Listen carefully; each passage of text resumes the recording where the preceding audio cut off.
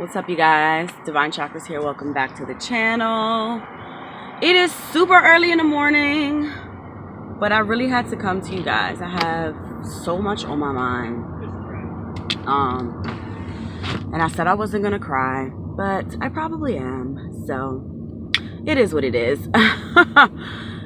So as you can see by the title, I don't even know what the title is gonna be at this point because I got so much on my fucking mind. It is ridiculous, honestly. I'm on my way to working out, so you guys, sorry for looking crazy.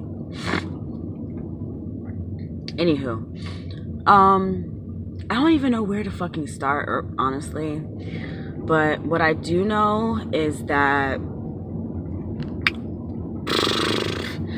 I manifested a lot of shit in my life, and things are just showing themselves more or less for what they're worth. Like, people are showing themselves for what they are, okay? I have literally distanced myself from a lot of people this year. I can literally say, I mean, I know there's a lot of people out here that have done this, but I can say that I am the quintessential story of releasing people and things that no longer serve you. And the last of the people that I need to let go that no longer serve me is my family, okay? Specifically my mother. And now I guess this is the segue for me to get into the story. And I apologize if this video is long, but I just have a lot to say. So, just a little bit of background on me. For those that don't know, I know there's a lot of new people on this channel. I am 34 years old, and I have a 9-year-old daughter. I was born and raised in Maryland. I'm adopted. I was adopted at the age of 9 months, and I grew up with a mother and a father. Okay, these people don't know how to drive. My mother and my father were very, very successful, very well off individuals. My parents, though, when my father passed, he passed in 2014. He was 73. My mother is now going on 70. All right, so that just tells you, you know, that my parents come from an older generation. They were born, my father was born in the early 40s. My mother was born in 49.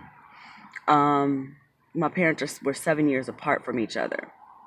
You know, so I grew up in the suburbs of Laurel, Maryland. I had a, you know, wonderful life. I didn't want for anything.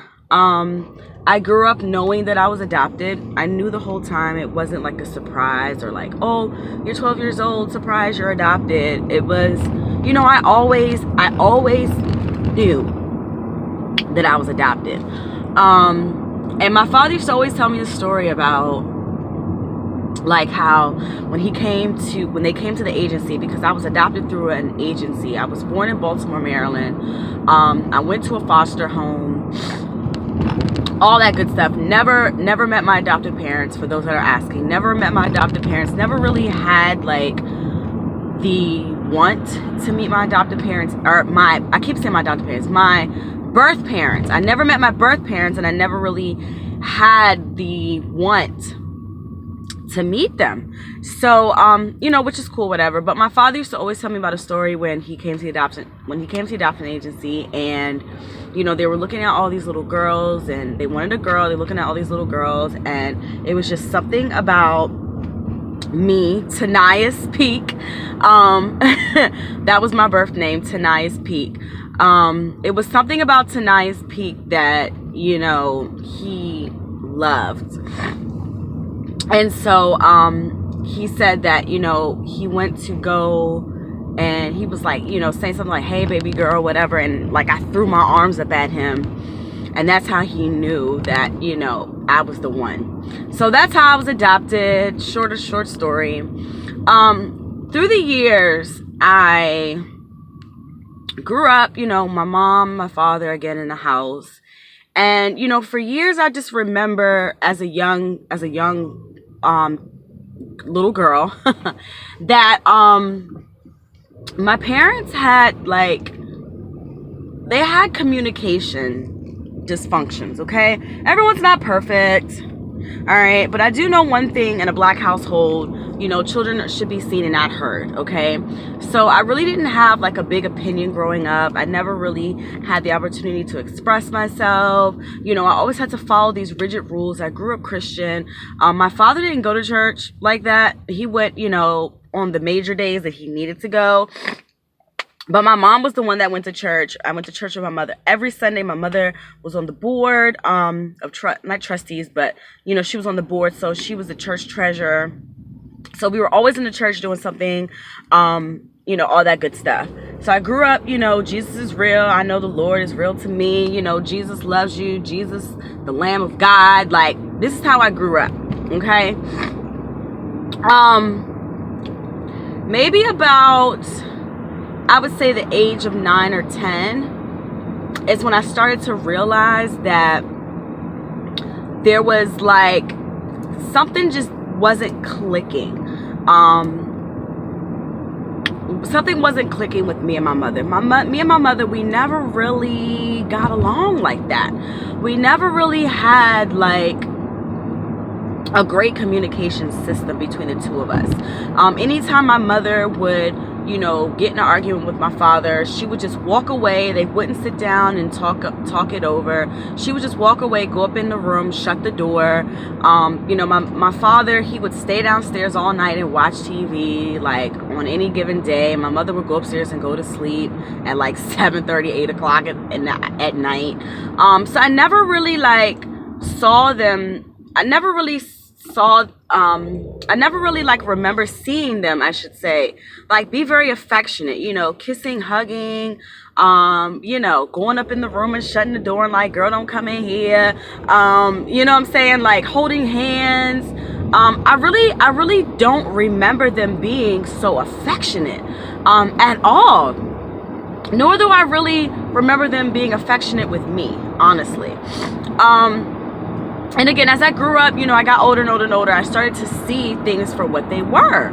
I started to realize that, my mother, anytime that me and my mother would get into it, she would give me the silent treatment. She wouldn't talk to me for 2 or 3 days. And then she would come to me everything is all good. Just whatever. She wouldn't want to talk it out, talk about our differences, really see where I'm coming from, me see where she's coming from. There was just never really a healthy communication. It never was a really healthy, open communication type of thing there. Also on top of that, being Christian, Christians, they believe, just ask Jesus for forgiveness and I'm gonna keep it going about my life.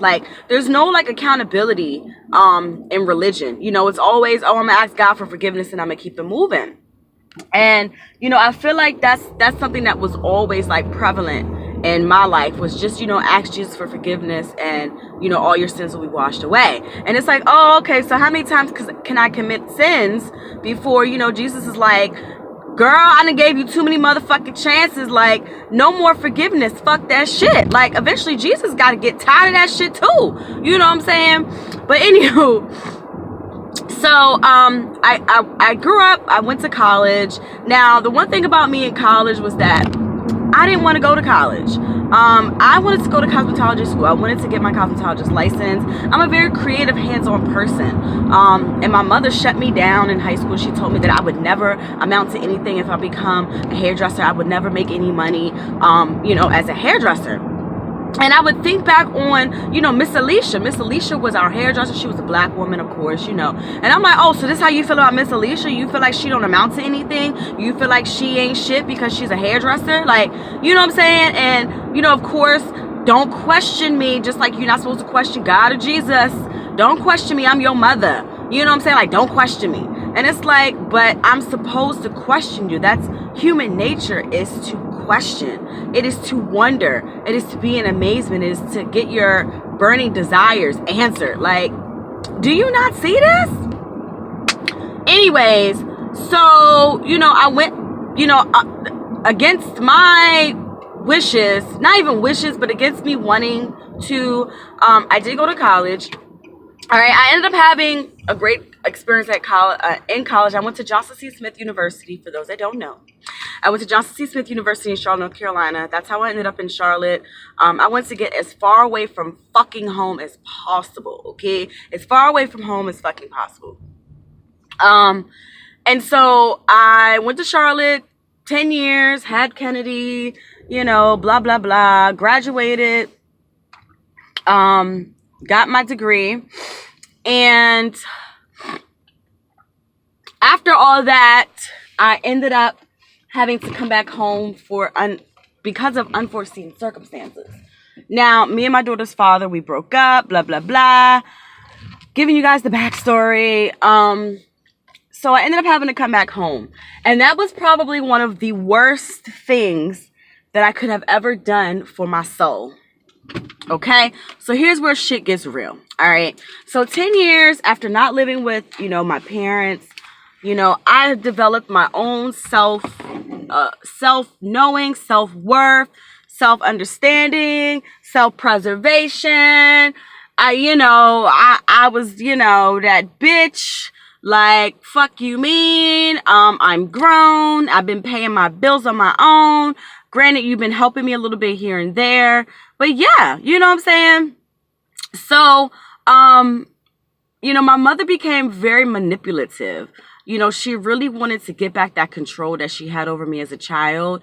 And, you know, she would like hang things over my head, throw in my face that she's doing this, that, and the third for me. I've been doing this and this for you. You know, you can't grow up with a silver spoon in your mouth. And like when I came back to Maryland, like, you know, I was just devastated because number one, like my freedom, I felt like my freedom was a done shot deal.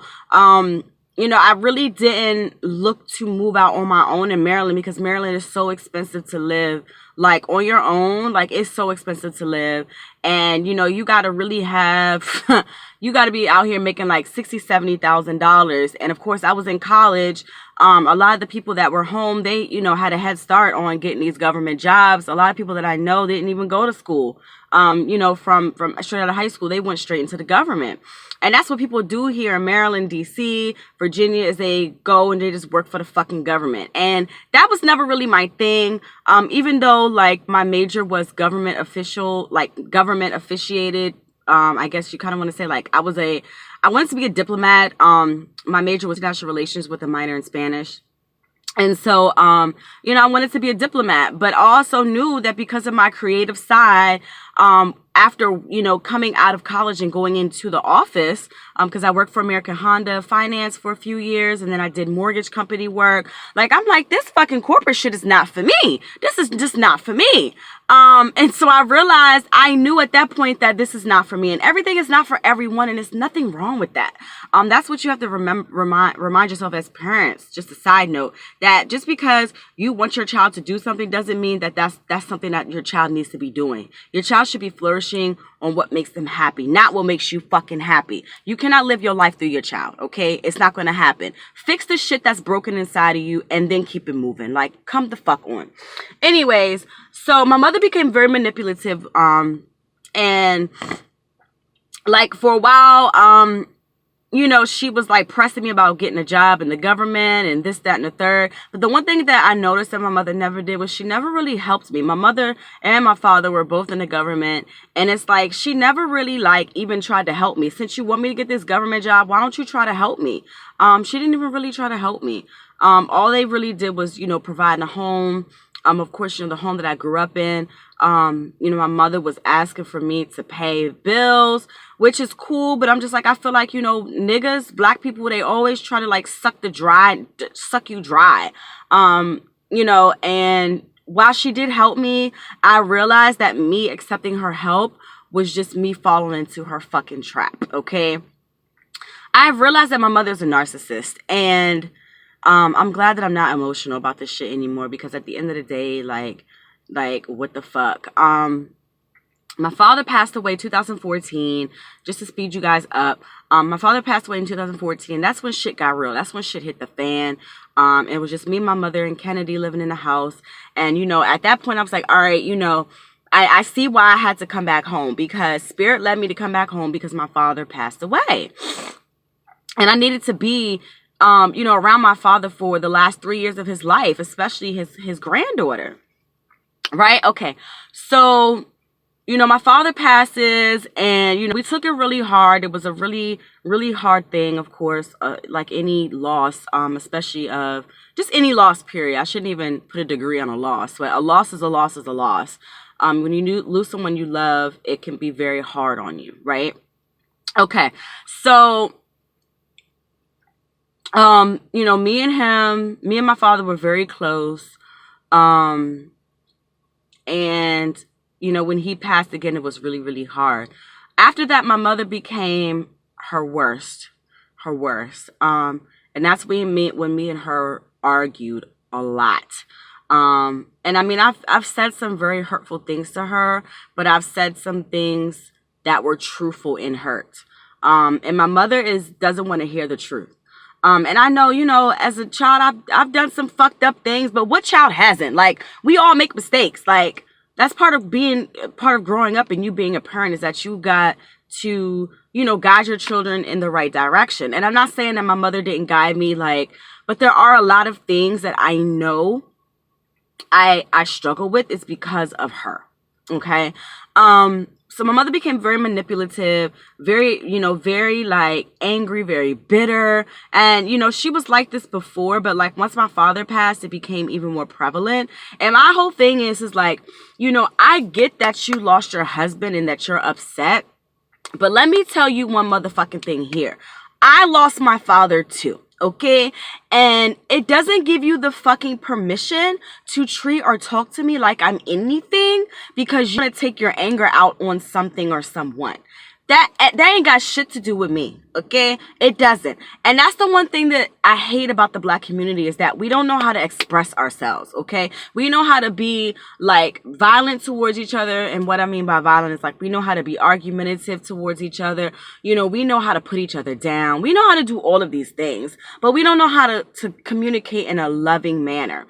And that's what pisses me off about my mother, is that, you know, she really doesn't understand that the way she communicates is very detrimental. And not only, like, okay, it's fine, it's cool for me because I'm a big girl, I can handle it.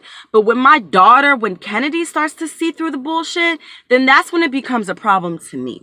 Okay, when you start talking to my daughter any kind of way, when my daughter comes to me and she's like, "Oh, Grammy, she was talking to me like this and that, and she was yelling at me for no reason. I didn't even do nothing." Like, now that's when I have a problem. Okay, so for a while, you know, I have been planning to go back to Charlotte again.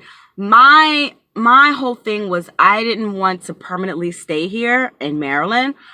It was just like avenue for me to just get out of the situation that I was in. And when I look back on it, like, I really should have handled the situation differently, but that's neither here nor there. The past is the past, and we can only leave it in the past. Okay, so let's speed up to the last couple days, which is why I'm really making this video. So you know, I have a boyfriend, and the one thing that, you know, my mother did tell me, you know, we have like rules to the house, and, you know, I was definitely in the wrong for what I did. I had my boyfriend in the house, and he was in my room. I had the door shut. Everyone was asleep. Kennedy was in her room. My mother was in her room. Her door was shut. Kennedy's door was shut. Now, the one thing that my mother hates is incense, but y'all know I got to get my fucking incense in. Like, I can't even burn sage in my house or Palo Santo because my mother goes off. She's like, "Oh my God, that shit stinks. Stop doing that shit. I can't stand it." Like, and that's how I know she got evil inside of her ass. She got evil inside of her because sage and Palo Santo makes her so fucking agitated. So agitated. So agitated. Even incense, sweet smelling incense, makes her agitated. That's how I know her ass got some evil inside of her ass. But anyways, so I guess she smelled the incense when she got up to use the bathroom. So of course, you know, she comes and she busts up in my door. She doesn't even knock. She just busts up in my door. And of course, me and my boyfriend are sitting in the room. He's sitting on the bed. I'm sitting on the bed. We're in the dark. I was about to turn the TV on. We weren't even doing nothing. We weren't even having sex. We weren't even about to have sex. We were just sitting there chilling, talking. And she comes in, and of course, she tells him, you know, you need to get the hell out. Like, you need to get out. And she just starts going off. And of course, in this moment, I feel like a little 16-year-old child. I'm like, man, I'm 34 years old. I'm grown as shit. Like, you know, I'm out here paying my bills. I'm taking care of my 9-year-old daughter. And this woman, granted, it's her home. Granted, I'm under her roof. Granted, she has rules. Okay, I get it. She's like, you know, you're being disrespectful to your daughter, having a man laying in your bed right next door. You know, all of this stuff. And so I'm sitting up here like, I'm a grown woman with fucking needs. Like, I was ready to give me some D. And here you come fucking it up. Now, this is not the first time I've had my boyfriend in my house. And her not knowing. You know what I'm saying? Like, so for me, I was just like, why now? But I manifested this shit, y'all. I swear to God, I manifested this shit. I'm going to tell y'all how I manifested this shit. But I want to conclude by saying that my mother called me a bitch to my face. And that is what did it for me, y'all. And I'm laughing because I did not expect anything else to happen out of this situation but the absolute worst. Okay? Even to the point where my mother basically threatened to kick me out. And